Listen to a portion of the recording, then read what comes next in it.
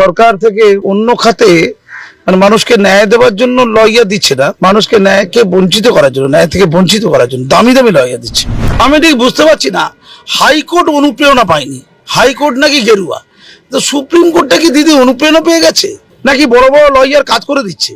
দেশের শ্রেষ্ঠ শ্রেষ্ঠ লয়ার সুপ্রিম কোর্টের মাননীয় তো খুশি কেন? আমি সুপ্রিম কোর্টের কাছে করজোড়ে প্রার্থনা করছি, যদি ডিএ না দেওয়ার থাকে বলে দিন ডিএ পাবেন না, চাল বাড়ি চলে যান, কেন ঝুলিয়ে রাখছেন?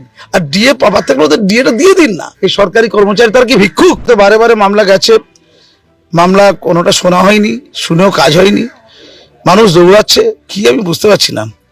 এবং সরকার থেকে অন্য খাতে মানে মানুষকে ন্যায় দেওয়ার জন্য লইয়া দিচ্ছে না, মানুষকে ন্যায়কে বঞ্চিত করার জন্য, ন্যায় থেকে বঞ্চিত করার জন্য দামি দামি লইয়া দিচ্ছে।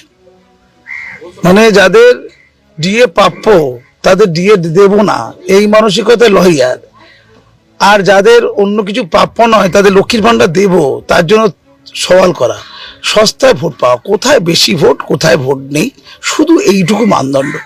তাতে ন্যায় হলো কি অন্যায় হলো, মানবতা রইলো কি রইল না, প্রাপ্য থাকলো কি থাকলো না, কিচ্ছুটি এসে যায় না।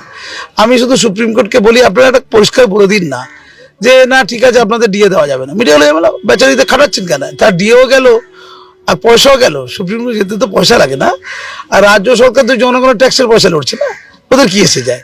কিন্তু যারা নিজের পকেটের পয়সায় সুপ্রিম কোর্টে অ্যাপিয়ার করছে তাদের তো পয়সা যাচ্ছে না। সুপ্রিম কোর্টে এইটা ভাবা দরকার আছে। আর দয়ার দান না অধিকার, আমি তো জানি অধিকার, সবাই অধিকার বলছে, মাননীয় বলছে দয়ার দান, মাননীয় কত বলেন, আরে লক্ষ্মীর ভান্ডারের দয়ার দান, যদি ডিএটা দয়ার দান হয় তাহলে তো নাও দেবে, কারো ইচ্ছা। পুরো ভারতবর্ষের মধ্যে ডিএতে সবচেয়ে পিছিয়ে তালিকায় পশ্চিমবঙ্গ, তো এটা কি খুব যোগ্যতা, খুব গ্রামার? এই আমরা পিছিয়ে আছি, লোককে দিচ্ছি না। যখন আপনি ক্ষমতায় ছিলেন, এই ক্ষমতায় আসেননি, তখন তো বামেদের ডিএ না দিলে কটাকও করতেন, তখন তো যথেষ্ট ডিএ ছিল। হ্যাঁ এখন বেতনটা ঠিক টাইমলি হচ্ছে, এটা ঠিক কথা, ডিএ তো তাদের প্রাপ্য, আপনি ব্যাপারটা বুঝুন। সে থেকে বঞ্চিত করছে, তারপর লোক ভোট দিচ্ছেন আপনাকে, আপনার রাগ হচ্ছে আরো বেশি, আরে ভোটটা দিচ্ছে না কেন? আপনাকে বুঝতে হবে। জিনিসপত্রের দাম বাড়ছে, ডিএরও তো প্রয়োজনীয়তা থাকবে, আর আর্থিক সংকট আছে, আপনি এত খেলামেলা তাহলে করতে যাচ্ছেন কেন? আপনি ক্লাবগুলোকে টাকা দিয়েছেন তো, ওই আড়িয়ে দেওয়ার ক্লাবে কি সুন্দর করছে না, সুন্দর একদম হেভি মারছে, সুন্দর একদম উলঙ্গ করে মারছে, বলছেন না না না নারী নয় ওটা পুরুষ, তবে পুরুষকে এরকম করে উলঙ্গ করে মারা যায়, মানে উলঙ্গ করে পুরুষকে মারা যাবে, নারী না কি আছে, পুরুষকে মারা যাবে। হ্যাঁ 21 সালে, ওটা পুরনো গল্প, 21 সালে জানতাম যে অন্য পাপ হয়েছে, তারপর 21, 22, 23, 24 4 বছর চলে গেল, ওর অ্যাকশন নেই। এখন ওই মদন মিত্র বলছে বাবা ভয় লাগছে, আমার পুকুরটা, ওই যে এখানে বসে একটা পুকুর আছে, ওই যে পুকুরের ডান দিকে বাঁ দিকে দুদিকে কিলবিল করছে, কে? দুষ্কৃতীরা কিলবিল করছে, দুষ্কৃতীদের স্বর্গরাজ্য এটা। আর যেমন কই মাছ কিলবিল করে, আমার ডান দিকে বাঁ দিকে সর্বত্র খালি দুষ্কৃতী কিলবিল করছে। আর সমস্ত ক্লাবে আমাকে প্রেসিডেন্ট করেছে, সাপের ফোনায় যেমন মণি থাকে ওরকম আমি মণি হয়ে আছি, সর্বত্র খনি, ওরা মারছে ধরছে, একজনকে পারমানেন্টলি গ্রেপ্তার করছে না, সকালে গ্রেপ্তার করছে বিকেলে ছেড়ে দিচ্ছে।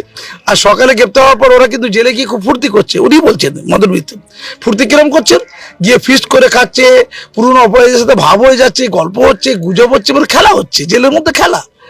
এই তো রাজ্যের হাল। তো আপনি এগুলোকে দমন না করে, এগুলোর দিকে না তাকিয়ে আপনার ওই দিকটা নজর নেই, আপনার শুধু ডিএটা না চলে যায় ওই দিকটা নজর আছে। আমার খুব কষ্ট লাগছে বলতে। আরে অভিজিৎ গাঙ্গুলি তো রায় দিয়েছে, ওই রায় তোমরা হচ্ছে ওয়ার্ল্ডে কোথায় দিয়েছে জানা নেই, স্বশাসিত সংস্থা রাজ্য সরকার, সেখানে রায় দিচ্ছে কি, রায় দিচ্ছে যে গোল করে ঘিরে ধরো, ওরা তথ্য লোপাট না করতে পারে, ওদেরকে ঘিরে রাখতে হবে কেন্দ্রীয় বাহিনী দ্বারা, মানে যেন দুষ্কৃতী ওরা, ওদেরকে ঘিরে রাখো, ভাবা যায়? আরো অনেকেই এই মামলাতে যুক্ত হয়েছে, তারা সকলেই চায় তাদের চাকরি যেন না যায়। না না স্বাভাবিক তো, প্রত্যেক লোক তো আতঙ্কিত, যারা যারা আছে তাদের কেউ কেউ ওই চালের মধ্যে কাঁকড় বাছার কথা আছে না, কাঁকড়ের মধ্যে তো কিছু ভালো আছে, তো ওই কিছু বড় অংশ খারাপের জন্য কিছু ভালো কেন কষ্ট পাবে?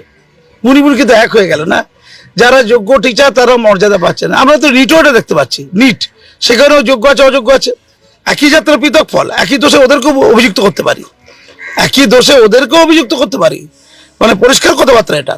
ফলে কিছু ভালোর সাথে যখন মন্দ মিশে যায়, কোনটা মন্দ কোনটা ভালো বুঝতে গিয়ে কষ্ট হয়, ফলে ভালোগুলো খুব কষ্ট পায়, অসম্মানিত হয়, এমনটাই হচ্ছে, এমনটাই দুঃখের।